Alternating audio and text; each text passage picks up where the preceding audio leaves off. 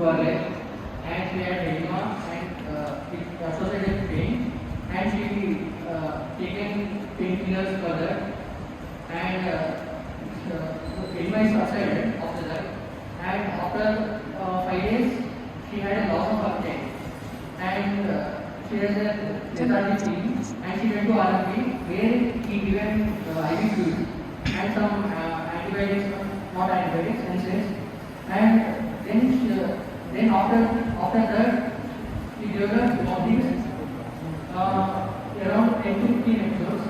After that she became unconscious and incoherent. Then she admitted to 2 years, admitted here, and in the state of incoherent and unconscious state. After that, the findings were. Do we have Srivalli's ask Vara what happened? Did he remove everything? When she was presented here, her global chromophene was even eye movements were 1 scale and verbal movements were 1 and motor movements were 4. And it is deteriorated on the next day, and deterioration seen in motor movements to 1 scale. And she is a not known case of any diabetes, hypertension, and epilepsy or asthma. So when you say eye movements, motor movements, it may not really give us a good idea of what exactly is that we are seeing. Can you describe it otherwise? Like see, now we have got the images here of the same patient. Can you describe how she is? She is unconscious and Yes. So unconscious is a better word. Yeah. and What further clues can you get about in the unconsciousness? As you described, there can be some clues in the eye movement or eyes, and some clues in the motor responses and the verbal responses, isn't it? As you mentioned. So what were those? When you say E1, what does it mean? When you say N1, what does it mean? And verbal responses, what does it mean? So instead of saying E1, N1, V1, tell us what is E1, what was N1, like that. eye movements, motor movements, where verbal movements on she was not responding to the verbal process, and eye movements, she was only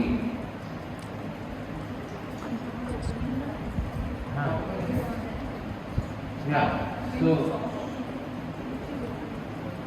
when he saw that at the time, but when she came, he is describing a past when she came to us.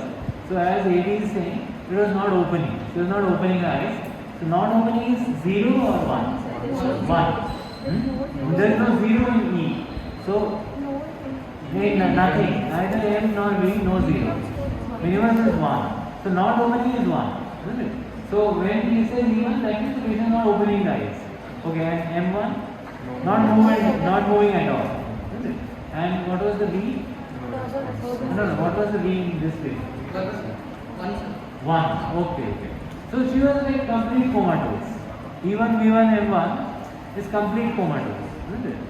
She is neither opening her eyes, nor moving, nor vocalizing. So just by these 3 parameters, we are defining her state at that time, consciousness state. Okay, so go ahead further. Does the way she is lying in the bed tell us anything? See the arms and legs, how she is lying. What is the posture of the legs in the left side and the right side? Is there anything inspection that you can make of? Just by looking at this image. Yeah, if you see, yes, you are right. So the left arm is hanging and the right arm is flexed, which means there is some movement in the right side. But the left side, for all you know, there may be no movement at all. And if you look at the 2 legs, the right side, you see the shin bone, the anterior tibial ridge properly, and here the anterior tibial ridge is not the lateral aspect, which means the left lower limb is externally rotated. It is externally rotated outside. So what does that suggest? That to me, if I had not seen this patient at all, would suggest that the left side is paralyzed. She's got a left sided paralysis. This is what this image only would suggest to me. But yes, this is not a video image, so I don't know what exactly, unless I can get to examine her and see the movements myself, clarify it, then only I can comment more. But just by looking at the image, I might think that. Okay, but sometimes yes, images can be deceptive that. You can make up something and take a picture. So that is how it may be reflected. So the PGs who have seen her subsequently can tell us what is the motor, is there any focal neurological deficit in her? So as Nikita is saying, huh? Yeah, but we come systematically. So first we talk about the higher mental functions, then we look for any cranial problems. Okay, that is a systematic approach to neurology. Start with the brain, then the cranium, the cranial nerves, then spine and cranium. You know, you can examine the spine, make a one side and see a spine, then the cranial bones as well. And finally you come to the motor system. And in the motor system, as I was asking, what is the power? So I was giving a hint that maybe the power on the left side is much reduced than on the right. Because the right side seems to be flexed and anteriorly placed, whereas the left side is looking as if it is probably flaccid on one side. But that's just an impression of the image. The person who is seeing the patient can tell us better. As Nikita, get a thing to Nikita? Or, So on presentation, sir, she was not in an unconscious state, Yeah. and there was no spontaneous scientific, and there was no, I don't even painting witnesses, no verbal response at all. And this picture, sir, because the lecture was a pillow, sir. We have placed a hand like that. It's not Right. So it is all about. Yes. So the picture. We raise the hand and we place the hand. Yes. And that side we let it go. Yes. So that she had. And even on the right side we go below the knee. Yes. Hmm. That is like. That's the reason she is basically tilted to the left side and she is looking like that. So otherwise, what about her power in both the upper limb and lower limb? No, power means, was it all lying limb? Was she moving her hands and legs? She didn't have any movement of her upper limb and lower limb. So it was like a flaccid quadrivalsis. All the upper limb and lower limb were paralyzed. As well as hypotonia. So flaccid quadrivalsis. Flaccid hypotonia, quadrivalsis, all of them are paralyzed. So that is the situation here as far as motor power is concerned. And then on inspection, is there any wasting?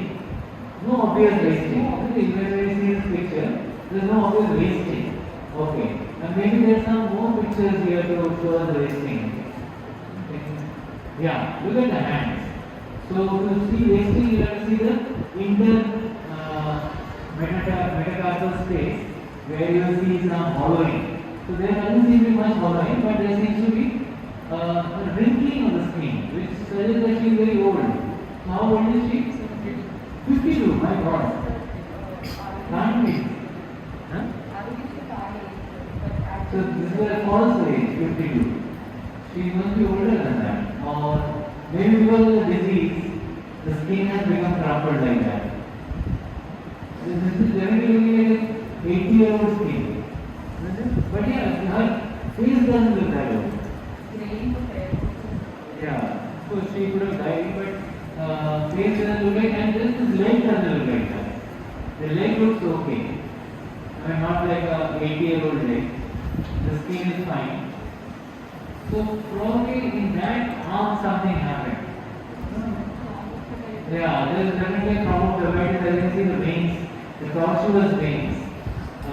There is some purplish extravasation of blood into the nearby spaces.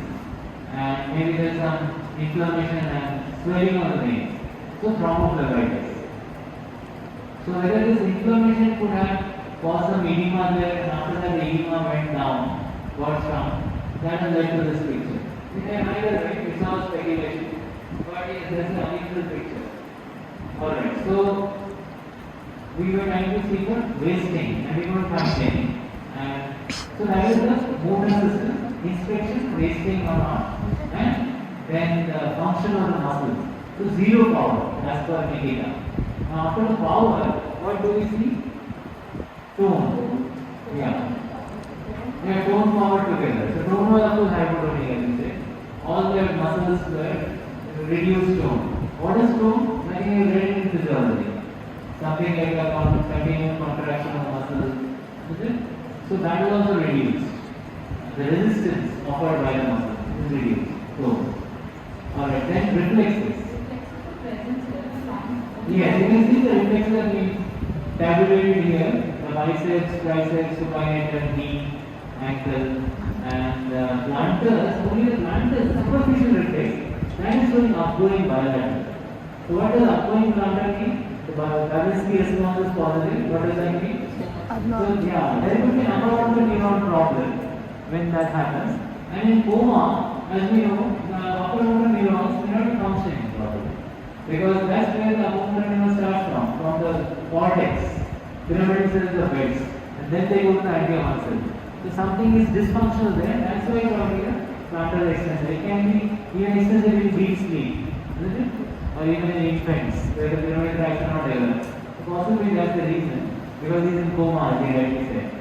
So, what is the provisional diagnosis after examining the patient? What was your diagnosis? Yeah, you can give him the sign. Mostly probably due to her unconscious state. Yeah, so one diagnosis is that she is comatose, so something must be happening in the brain. It is probably not a pure spinal cord problem or a peripheral nerve problem, and obviously not a cardiac or kidney problem either. So anatomical localization is the first step to diagnosis. Where is the problem? There are only three things in medicine. You have to realize very simple. Where is the problem? Why is the problem? And what can we do about it? So that's how medicine can be simplified into the basic, fundamental. So where is the problem? Is it in the brain or the brainstem or the spinal cord or the peripheral nerves? That is the basic structure of neurology localization. Yeah, in the CNS there is a central nervous system, but which part of the CNS? Is it in the cerebral cortex or is it in the subcortical area?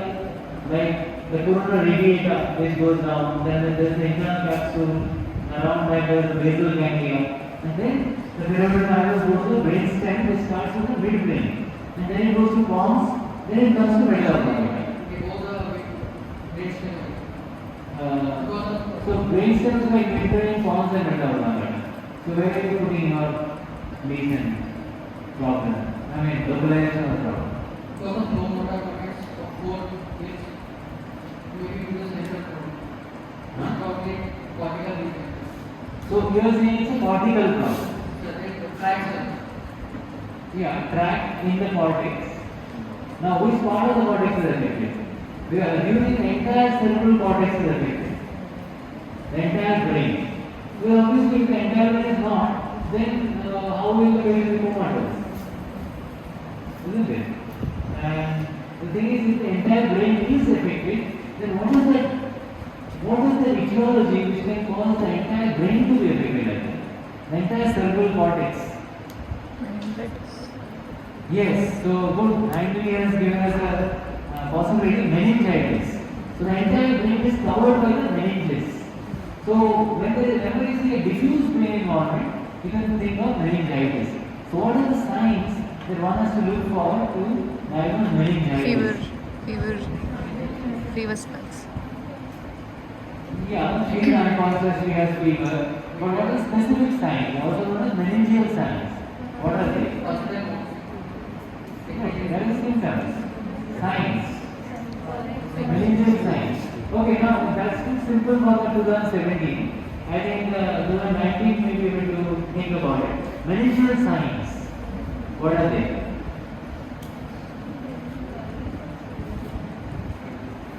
If you want the 2017 to tell us, then it's. Huh? Yes. Yes, very good. Kernig sign and Brudzinski sign. So how do you test for Kernig sign and how do you test for Brudzinski? And then there's another sign which is not seen in the lower limbs like these two, but in the neck. That is called neck rigidity. So meningeal signs are neck rigidity and Kernig and Brudzinski sign. So they were nothing but third semester students who looked at the patients and they thought